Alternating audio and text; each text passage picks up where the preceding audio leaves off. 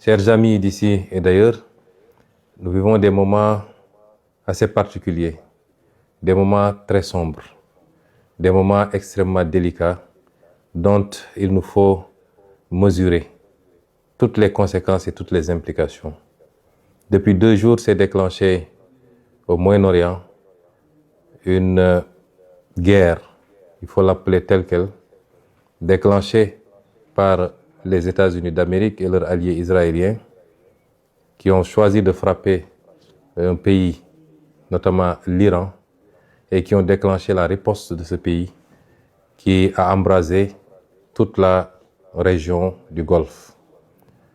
Nous serons très naïfs si nous pensions que ça se limiterait à cela. Nous souhaitons tous que ça n'aille pas plus loin que ça. Mais nous devons être pessimistes, voir les choses de la manière la plus lucide et la plus réaliste possible. Des frappes ont été opérées, une réaction s'est déclenchée, qui peut entraîner d'autres réactions avec d'autres acteurs qui vont entrer dans le conflit et peut-être des ramifications qui dépasseront cette partie du monde. C'est déplorable parce qu'à la base, nous sommes dans une situation, depuis 1 an maintenant, nous sommes dans une situation de remplacement du contrat social mondial par un retour à l'état de nature, de liquidation du droit international, où un pays peut se donner le droit à tout moment de kidnapper des présidents, de s'attaquer à d'autres pays, d'asphyxier des pays pour annoncer en prendre possession pacifiquement plus tard.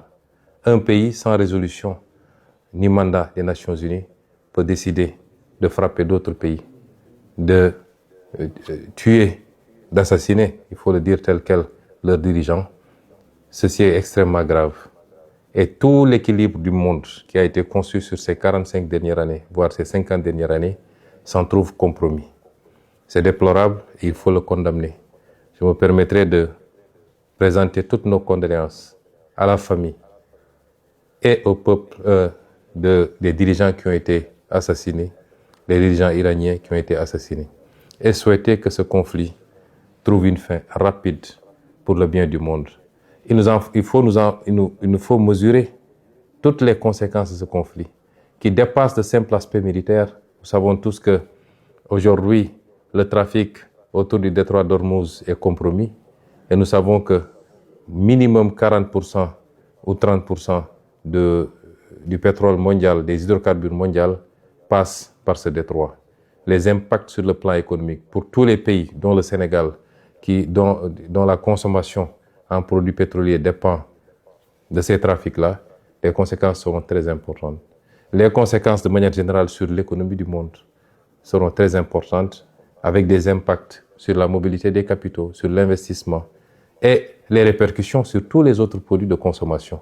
Parce que vous savez que tout tourne et tout tourne à partir de ces produits d'hydrocarbures, pratiquement, les industries, l'économie, tout. Et donc, même les produits de consommation courante, notamment les produits alimentaires, les denrées alimentaires, tous les autres produits s'en trouveront impactés. Et tout ça par une décision unilatérale d'un pays tout puissant soit-il, de déclencher une guerre, de frapper d'autres pays, et c'est déplorable. Mais nous devons faire une analyse géopolitique de ces situations. Ce ne sont pas des situations fortuites. Pas plus tard qu'avant-hier, à l'Assemblée, je vous ai parlé du piège de Thucydide. Je vous en parle depuis pas mal de temps. Je voudrais que nous soyons tous bien conscients de la situation. Nous avons des puissances émergentes regroupées autour des BRICS, avec la Chine comme un pays moteur, qui aujourd'hui, quoi qu'on dise sur le plan économique, sur le plan technologique, et certainement de plus en plus sur le plan militaire, sont en train non seulement de rattraper tout le retard, mais de prendre le dessus sur le vieux monde occidental, avec en tête de file les États-Unis d'Amérique. Et tout ce que vous voyez, c'est des réactions de ce pôle, et particulièrement des États-Unis, qui ont peur de perdre cette primauté qu'ils ont eue pendant longtemps, cette domination écrasante sur tout le reste du monde. Et si vous voyez bien la carte des interventions, il s'agit de freiner et d'expulser une puissance comme la Chine, de l'Amérique du Sud d'abord, d'où ce qui s'est passé au Venezuela, ce qui se passe actuellement à Cuba, ce qui risque de se passer ailleurs, puisque la Colombie a été menacée également. C'est ce qui se passe actuellement au Moyen-Orient, où il faut couper effectivement toutes les connexions de ces pays avec la Chine, avec la Russie et peut-être avec d'autres pays des BRICS, et leur approvisionnement en produits hydrocarbures. C'est l'Europe ne posant pas de problème fondamental, puisque l'Europe est un satellite du moins des États-Unis dans ce bloc occidental.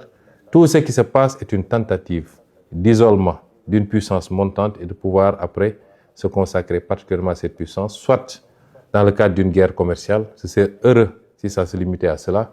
Nous ne souhaiterons pas que ça aille beaucoup plus loin pour des puissances dotées d'arsenal nucléaire et maîtrisant des technologies de plus en plus extrêmement sophistiquées. Nous sommes dans ce contexte géopolitique bien particulier. Quid de l'Afrique? Parce qu'on a parlé de l'Europe, on a parlé de l'Amérique, on a parlé de l'Asie. Et comme d'habitude, il est très difficile de parler de l'Afrique, puisque les Africains n'ont jamais pris la responsabilité pour comprendre les enjeux et comprendre qu'ils n'ont pas d'amis, ils n'ont pas de parents et qu'ils doivent compter sur eux-mêmes par les réformes qu'il faut, par le règlement d'un certain nombre de contentieux ou de conflits inutiles, par la stabilité, mais surtout par le travail. Se mettre au travail. Nous sommes le continent qui n'existe pratiquement pas sur la carte géopolitique, mais qui semble être la seule à l'ignorer. Et nous sommes là encore dans des débats secondaires qui n'apportent rien au monde, qui n'apportent rien à l'Afrique, et qui ne rapportent rien à nos pays plus individuellement. Cette Afrique-là, qui n'est jamais sortie sous le joug de la colonisation. Parce que ce qui se joue actuellement, c'est une forme de réitération par certains empires de volonté coloniale. La colonisation, elle n'est pas seulement physique, même si ici on est sur le terrain physique, elle est aussi cette possibilité d'imposer ses vues, ses desiderata à tout le monde et continuer à dominer le monde, à le contrôler et à ne prendre les autres comme des vassaux ou des satellites. Ça, c'est une forme de colonisation. L'Afrique n'est jamais sortie de cette colonisation. Et je m'en veux pour preuve que ce que les d'aucuns appellent la néocolonisation, par les monnaies coloniales, par le pillage des ressources naturelles, mais également par la dette injuste imposée à l'Afrique, les conditions extrêmement délicates d'accès à ces crédits et tout ce que ça fait porter comme poids à l'Afrique. L'Afrique n'est jamais sortie de cela. Et les vrais combats, ils sont là. Et c'est ça notre combat, nous. Malheureusement, quelquefois, moi personnellement, j'ai l'impression d'être assez isolé dans ce combat, y compris ici, dans notre pays au Sénégal, et maintenant qu'on est au pouvoir. Et c'est ces enjeux-là que nous devons comprendre. Que je veux que chaque militant et chaque militante comprenne. Que notre combat dépasse les débats futiles et inutiles sur des combines et des manipulations politiciennes. Mbokk yi, àdduna bi jaxasoo na. Ñun rek a ko comprendre gul. Bu ñuy seetaan di xew ci àdduna bi, ci ay commentaires la yem. Xamuñu ni lépp lu xew foofu impact bi mun a am ci suñuy réew ak suñu développement ak ci ëllëg ndax nit du soppiku. L'être humain est un prédateur. La majorité des êtres humains sont des prédateurs. Li andi woon ci ay jamono ay nit jaaxle ca fa ñu dëkk seen suuf doyul ñu soxla yaatu ba jël seeni gaal wër fu nekk dem seet yeneen suuf yu ñu coloniser balaa loolu ñu seet yeneen suuf yoo xam ne noot nañ ña fa ne di leen jël di leen jaay en tant que jaam yóbbu leen ci yeneen continent ñu dem liggéey. Loolu taxoon ñu demaat ba ñëw jël suuf soosu ne ñoo ko moom muy colonisation. Loolu du mus a dañ te ñu xam ni ba léegi rawuñu ci loolu. Àdduna mën na doxaat ba nit ñi dellu si waat te dégg ngeen kenn ci kilifa yi mooy ku ñuy wax Marco Rubio di benn kilifa ci États-Unis dafa wax ni dañoo war a delloo si waat colonisation. Tey ñooñu bu ñu demoon ba jaaxle ndax dañoo am seen mode de vie am benn niveau bu ñu tàmm ci richesse ak yu demee noonu bu ñu demoon ba xam ni loolu mënatuñ koo am te jàpp ni Sénégal am na alal goo xam ne mi ngi fi lan moo leen tere tey ñu ñëw ci seen doole ñëw nangu Sénégal comme tey ni ñuy attaqué ay réew di rey seeni président di jël seeni président yóbbu leen di leen tëj noonu la amee ci ñeneen ak ñeneen ci képp koo xam ne am na doole. moo tax Afrique benn yitte rek la waroon am Sénégal jiitu ci mooy jublu ci liggéey wàññi coow li wàññi wax ji wàññi politique bi ak combine politique yi. Est-ce que ñun nous sommes à la hauteur de ces enjeux? boo xoolee coow lépp ci Sénégal ay waxu coalition diw ay waxu parti diw ay waxu xëcc nañu lii ana liggéey ana concentré wu sur l'essentiel. loolu mooy tey enjeu bi nga xam ni moo war a nekk suñu bopp suñu bos muy lu mooy andi woon rek ci introduction mooy il faut qu'on soit à la hauteur des enjeux. Les enjeux ne sont plus aux combines politiques ou politiciennes. Les enjeux ne sont plus aux réclamations injustifiées. nga xam ne réew mi liggéeyagul alal gu mu mën a séddale ba kenn ku nekk la muy laaj ñu mën ko koo jox na ñëpp jublu ci liggéey wàññi wax ji.